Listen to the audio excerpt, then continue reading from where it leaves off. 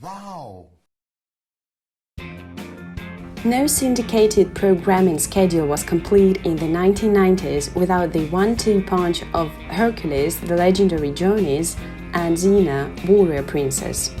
Though Xena 1995-2001 was a spin-off of the New Zealand set Greek fantasy starring Kevin Sorbo, it quickly became more of a critical and commercial success, even knocking the vapid sand dune drama Baywatch off its rating perch.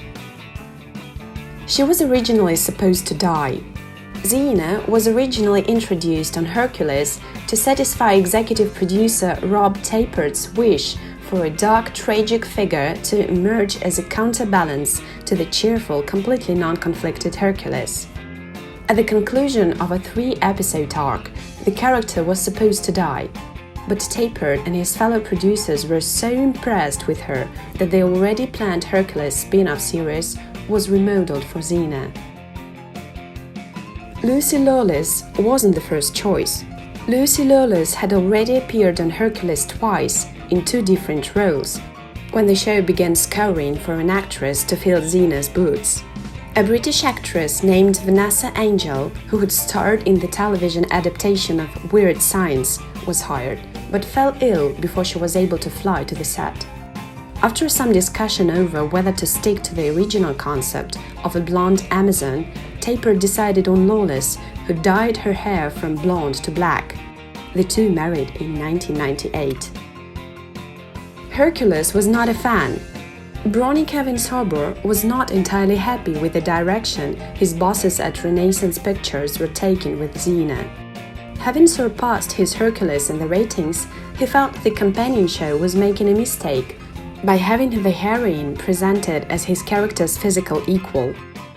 I never understood why Tapert made her actually more powerful than Hercules, he told author Rob Weisbrod. Hercules is supposed to be the strongest person in the world and a half-god. They made her a doctor and so many other things, and I found it just weird. Because Sorbo complained so much, people on the set of Hercules would jokingly spit whenever the word Xena was mentioned. Lawless fell off a horse on The Tonight Show. Lawless was barely a year into her stint as Xena when a segment for Jay Leno's Tonight Show went awry. She fell off a horse, fracturing her pelvis in multiple places. With the second season already in production, producers had to scramble for ways to continue shooting while their title character recuperated. They adopted the body switch premise, with recurring characters Callisto, Hudson-like, and Autolycus, Bruce Campbell, becoming possessed by Xena's spirit.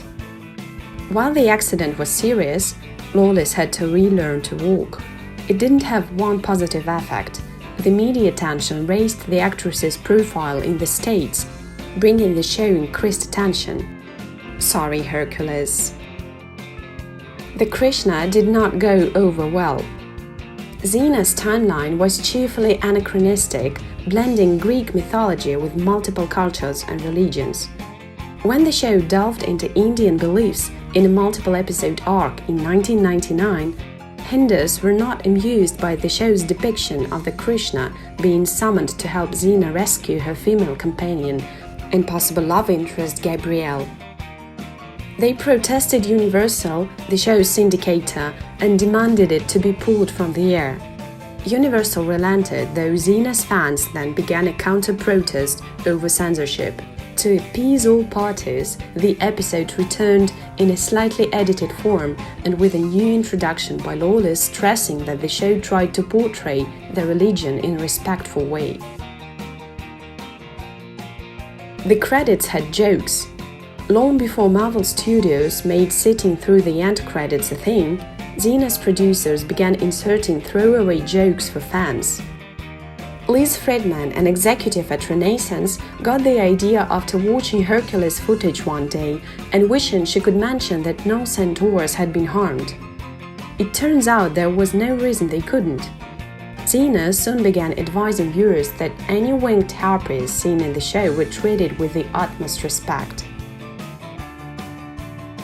Poseidon was created just for the credits. The towering ruler of the seas was seen briefly in the show's opening credits.